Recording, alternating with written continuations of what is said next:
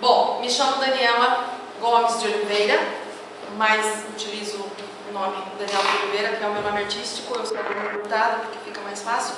Eu sou atriz e produtora, trabalho na CIA de Artes Sem Limites, e eu gostaria de falar sobre a CIA de Artes Sem Limites, porque ela é uma companhia que existe há 14 anos, eu pertenço a ela há 13, e ela trabalha fundamentalmente levando o teatro nos lugares mais afastados do estado de São Paulo. A nossa proposta, o objetivo é exatamente esse, é desenvolver o teatro onde ele não tem possibilidade de ser desenvolvido. Hoje a CIA de Artes Sem Limite ela está situada na cidade de Itapeva, que é uma cidade, a penúltima cidade antes do limite de São Paulo, Paraná, uma cidade de 90 mil habitantes, que não tem teatro municipal, não tem espaços culturais. Existe um espaço cultural e um clube que é utilizado para apresentações artísticas, seja de dança, música, teatro, poesia, qualquer outra coisa. E a luta lá dentro dessa cidade é exatamente essa: fomentar o teatro de forma que nós formemos plateia e, através da formação de plateia, a gente consiga um movimento cultural na cidade mais intenso, a ponto de que exista um teatro municipal dentro da cidade. Essa luta política já é extensa, ela já leva 9 anos. Eu sou da cidade de Sorocaba. A CIA de Artes Sem Limites foi fundada em 1998 na cidade de Sorocaba e faz 9 anos que ela existe na cidade de Itapeva.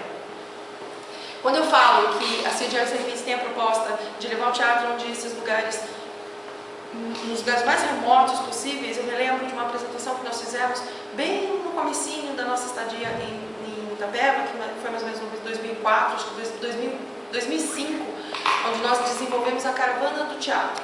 Nós levamos uma peça de teatro, que é uma consulta, depois eu vou mostrar uma foto para vocês, uma consulta do Arthur Azevedo, uma comédia romântica, e nós apresentamos praticamente no meio do pasto. E enquanto a gente apresentava para as crianças, esse sítio, o Jaó, ele é um quilombola, e as crianças, as famílias, elas não têm acesso nem à eletricidade, quanto mais à tecnologia. Então são lugares muito afastados, muito esquecidos, politicamente falando também, economicamente, vocês fazem uma ideia de como que deve ser esses lugares. Então levar o teatro até lá foi, além de gratificante, um grande desafio. Porque eu me lembro que teve uma cena, inclusive, que eu dei a deixa e quem respondeu foi a vaca lá no fundo. Foi até engraçado porque todo mundo começou a analisar, as crianças que estavam assistindo. E a nossa ideia, o nosso objetivo é exatamente esse: é levar o lúdico para eles, levar a possibilidade do teatro para essas crianças que têm medo de uma máquina fotográfica. Quando eu falo medo, é medo mesmo. A gente chega para fotografar e eles saem correndo. Então é um desafio, uma proposta bem pioneira, vamos dizer assim. Esse é o site da companhia, que é o teatrosemlimites.webnode.com, e tem algumas fotos desse site de computação. Aqui a história, essa aqui embaixo é a história contada do Mágico de Oz, que é trabalho que tem manipulação de bonecos, tem algumas coisas assim. As crianças gostam muito porque ele os personagens bem caracterizados. Esse trabalho é a história contada do Mágico de Oz, porque tem uma narração que acompanha todo o desenvolvimento da história. Mais acima é a quinta estação, que fala sobre a mendicância, que fala sobre os mendigos de rua que ganham dinheiro e fazem disso uma profissão, né? É uma crítica social. E o Pânico no Elevador, que também é uma crítica social. São 3 pessoas de personalidades diferentes, classes sociais diferentes. Um é do meio imigrante nordestino, a outra é uma advogada da sociedade, uma mulher rica, e o outro é um fanático religioso. E eles são obrigados a conviver dentro de um espaço mínimo, que é um elevador, por 5 horas, que é o tempo que vai levar para eles serem socorridos, porque o elevador quebrou. E a convivência humana, a gente fala dos relacionamentos, são pessoas diferentes, de classes sociais diferentes, que não obrigatoriamente não conseguem se tolerar por mínimo de tempo que ficam juntos. Essa é a Caravana do Teatro, que é onde permeou minha pesquisa, que é o trabalho que a gente faz na zona rural da cidade de Itapeva. Isso, tem umas fotos aí, que essa é no bairro de São Roque. Essas são as crianças, essa foi o Lobo, Se Errar o Lobo Me Come, que é uma peça infantil, e ela foi levada mesmo dentro das escolas para as crianças, que 99% dessas crianças elas nunca saíram da zona rural. E seus familiares também, pelo menos 80% jamais saíram da zona rural, nem para fazer compra. Que existe toda uma dinâmica dentro desses espaços rurais aí, onde eles ficam lá e vivem lá e morrem lá e estudam lá e compram a sua mercadoria na vendinha. Então eles não têm acesso a muita coisa, menos ainda ao teatro. São as fotos do Sierra Come. Muita criança dentro das escolas. Nossa, que legal. Que massa. E para eles foi assim, eu terminei esse projeto muito emocionada, confesso, porque era criança chorando, não de susto, mas de emoção, porque nunca tinham visto teatro na vida deles. Então aqueles bichos, aquelas coisas para eles foi uma novidade muito, muito grande, queriam pegar, queriam tocar, queriam ver se era de verdade a orelha. Então eles chegavam a entrar dentro da história mesmo de uma forma muito emocionante. E a gente tem interação com todas as nossas peças infantis, a gente tem interação com a plateia, a gente traz a criança junto para o palco, a gente brinca com ela, a gente faz perguntas para a plateia, e aí vocês podem ver que é muita criança mesmo dentro da escola. E aí juntou algumas pessoas da comunidade, porque viram que tinha uma atividade diferente dentro da escola e quiseram assistir, ver o que era. Alguns pais foram assistir, também ficaram emocionados porque nunca tinham visto peças de teatro.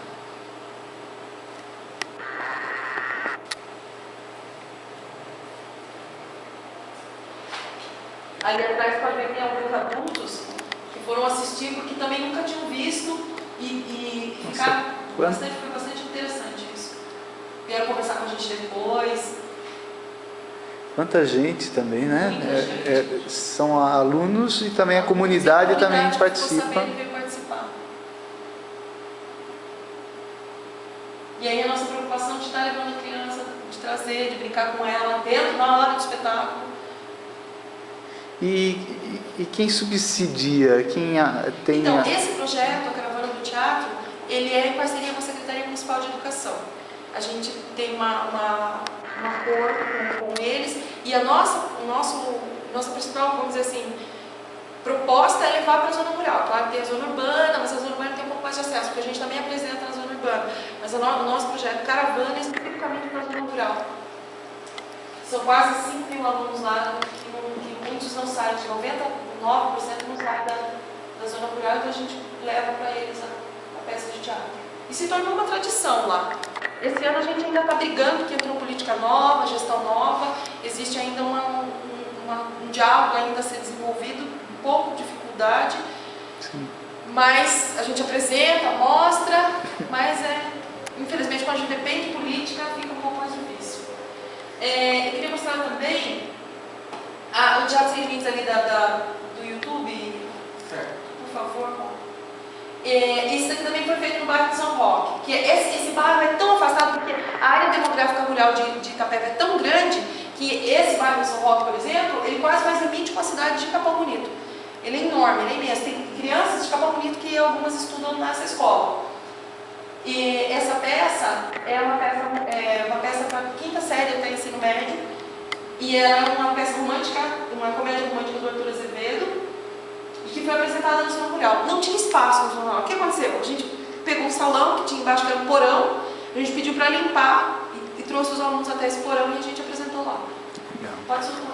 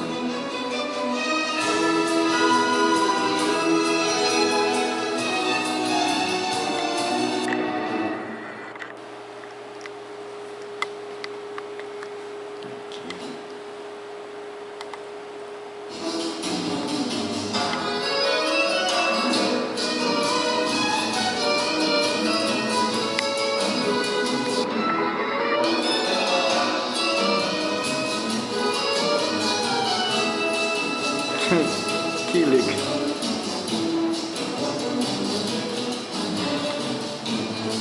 Igual ao trabalho com a Crocodilo, as festas também de quinta série até o ensino médio, elas também têm interação com a plateia. A gente tem essa preocupação de estar sempre levando, principalmente porque a gente trabalha mesmo na zona rural, especificamente com criança, com adolescente, então a gente traz eles para a cena, vamos dizer assim. A linguagem coloquial do Arthur Azevedo, vocês mantêm? Mantém. Mantém?